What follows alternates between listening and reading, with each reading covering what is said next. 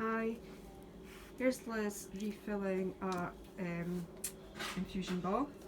So we've got a bag of levobupivacaine, an ordinary giving set, and then we've got that attached to a three-way tap. There's a piece of extension tubing that attaches to the bottom of the ball.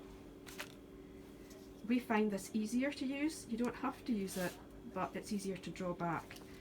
And you'll see Liz has been quite a bit of force to push the fluid into the ball.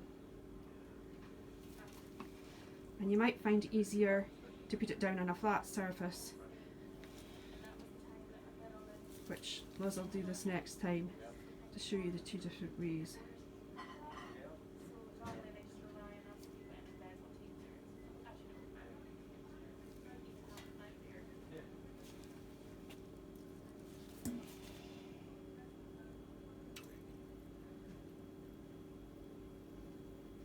So the weaklings among you like me might find this easier. So, okay. So again, bag of Levo, ordinary giving set. Then the ball comes in a pack with the syringe and the extension tubing included, so you don't need a separate syringe.